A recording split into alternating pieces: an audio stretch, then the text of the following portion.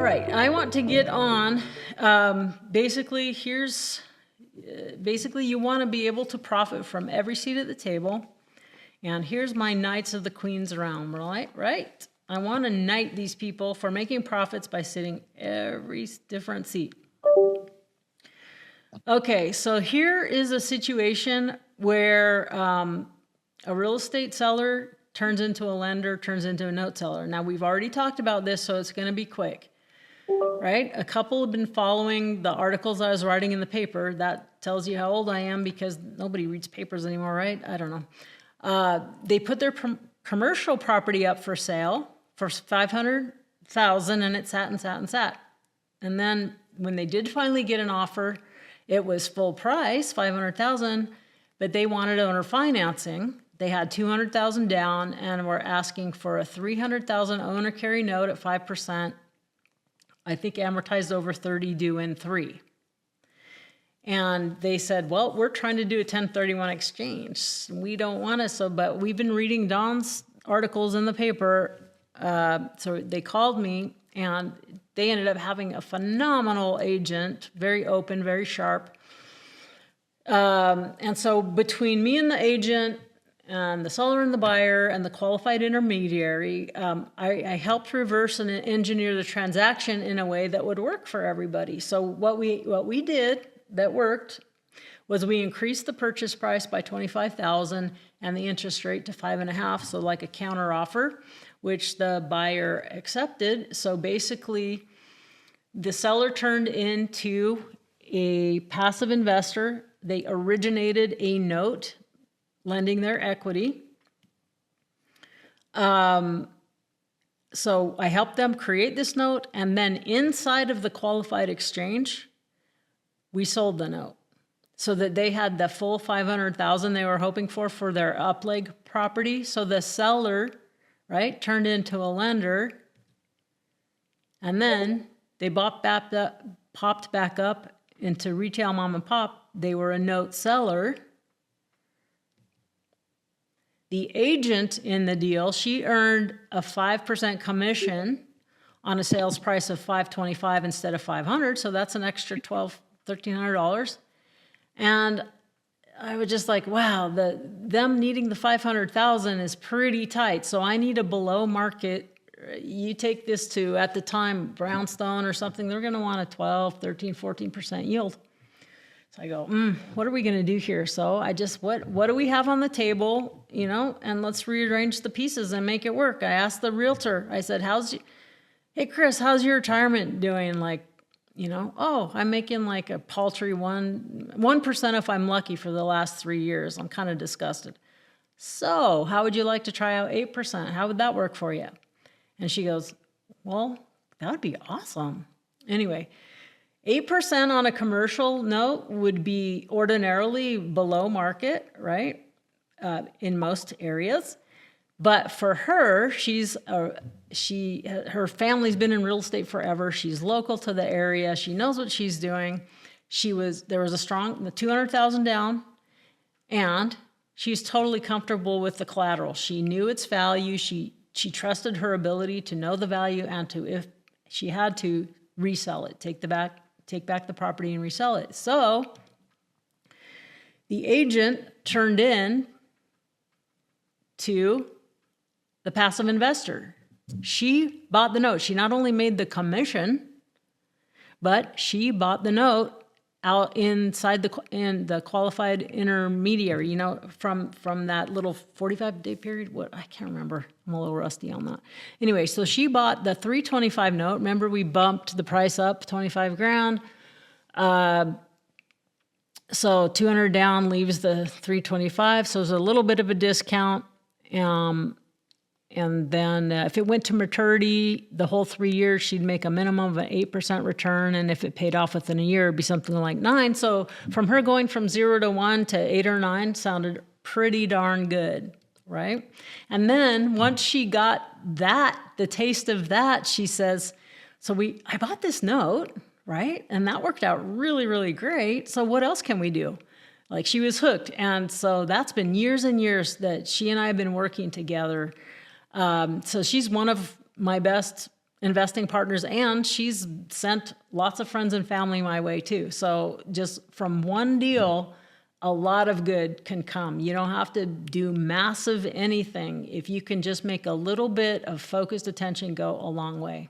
I'm the master of making a little bit go a long way, right? I'm not a big hedge fund. I don't have bajillions, you know. I live a comfortable but pretty normal life, you know.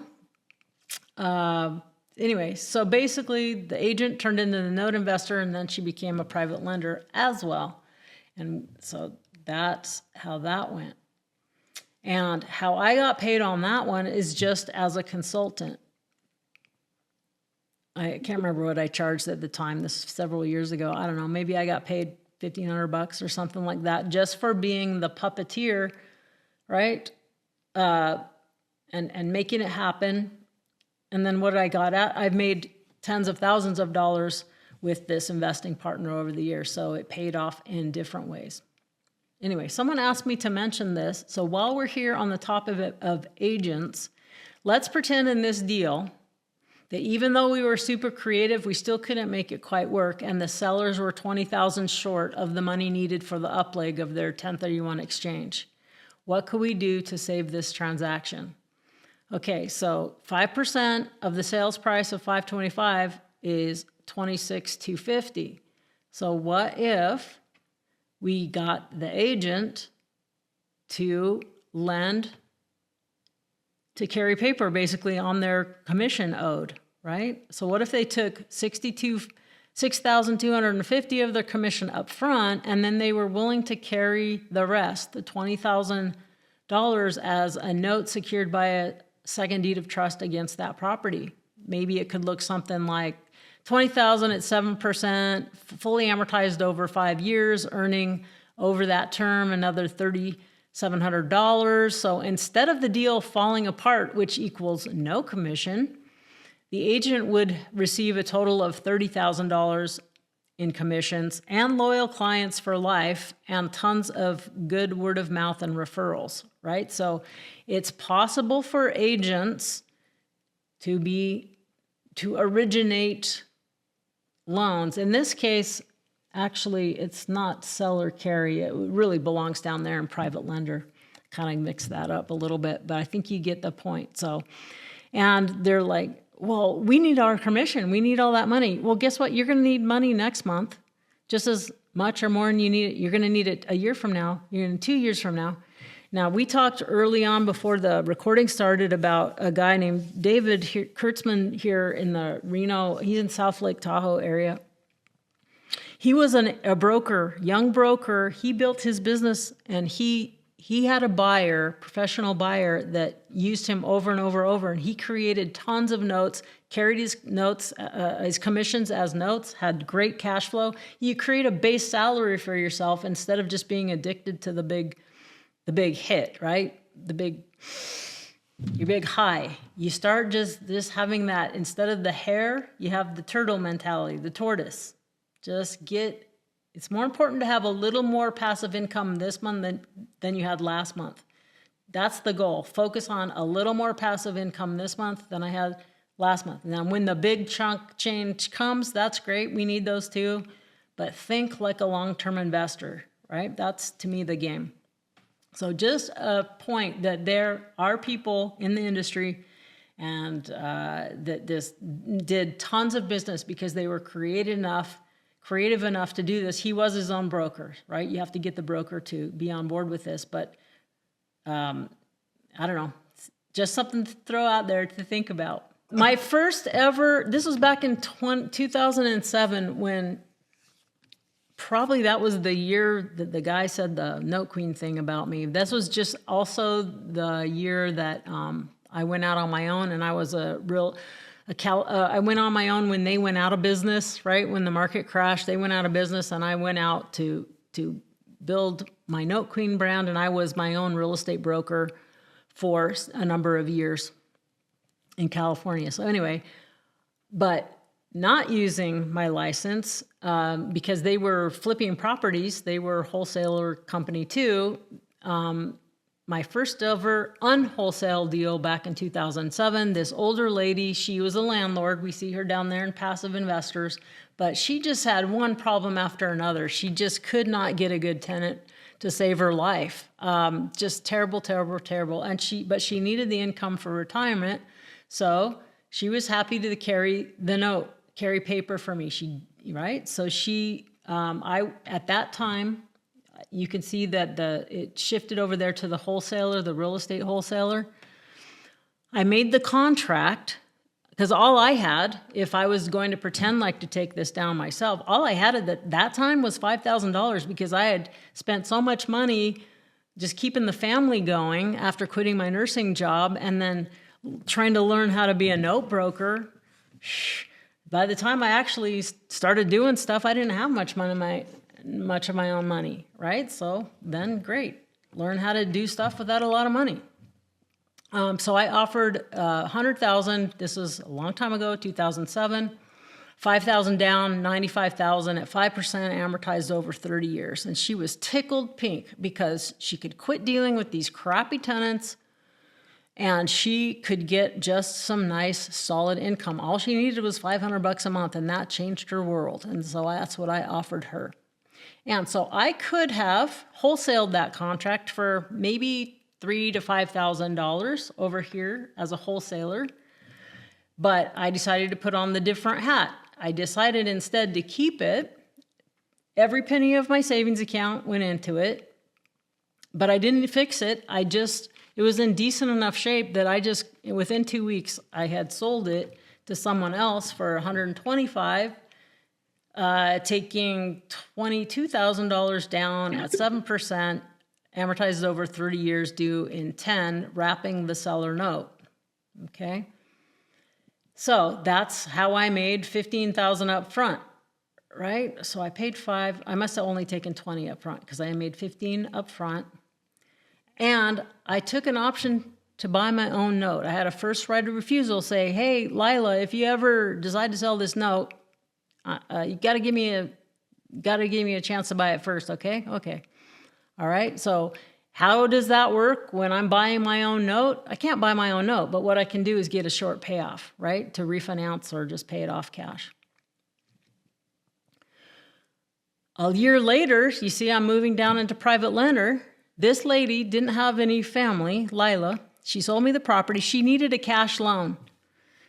And this was like New Year's Eve on a Friday. Dawn, if I don't have $16,000 cash by Monday morning, something real bad's going to happen. And she would not tell me what it was. And so I drove up New Year's Eve day and gave her $16,000 cash. And I used her own note as a collateral. Even though it wasn't notarized, I at least made her assign the note to me. Her note that I was paying on, she assigned it to me. And she walked away back in the McDonald's parking lot counting hundreds. You know, it was pretty funny. Like, I felt like we were doing a drug deal or something. But anyway, I made her pay me back $18,000, right? So basically, I was up there like a mortgage professional making points on the loan, origination fee, right? So I made $2,000 on that. So I got $15,000 up front. Now I'm making $200 a month on the spread. Now I just made $2,000 putting on the lender hat in this same deal, right? Same deal. Okay. In 2012, then the market crashed, values, the buyer is like, everyone else is getting a loan mod. How come we can't get a loan mod, right? So now the property's upside down and I don't want them walking away. So I gave them a great loan mod, right? But in exchange, I said, you're going to pay me $3,000 and I'll drop the loan balance by 7. Anyways, there's another $3,000 I put in my loan, and I kept them hooked into the deal where they didn't want to walk away because I already got a big down payment. Now they just paid me another $3,000. I'm just stacking the cards in my favor. When they refinanced at the 10-year mark, remember I matched the terms of the underlying, except I put a 10-year balloon for my people. There was a spread of about $11,000. There's another $11,000 that I made just because the amortization on the loan I was paying on was bigger. You know, it amortizes down more quickly. And even then, she got so addicted to that $500 a month. That's all she wanted. She didn't want to be paid off. So we did a substitution of collateral, and I walked the mortgage. So I gave her different security, and I kept getting to use her 5% private money as an investor, which I used for property acquisitions and things. So who wouldn't like a bunch of 5% money, private money, for your other deals, right? Same note, secured by a different property. All she cared about is her $500 a month that she needs for her retirement. So over a 10-year period, look at all these places. 1, 2, 3, 4, 5, 6, 7 places I sat around this table and made profits from all these different places. And instead of, I made nearly $50,000, 10 times the wholesale fee I could have made. And then I was left over with 5% money to support my other investment activities, and that's priceless. And I had the satisfaction that never once did Lila have to worry about the income she needed to supplement her Social Security. Like, she was like my grandma, right? I am not going to let her down. Come hell or high water, she's getting her $500. I hope let's just look at all these different musical chairs you can sit in just one deal, instead of like just being the flat fee person up front, trying to hustle like that in the rat race. Just keeping your foot in the door and going long can be surprising.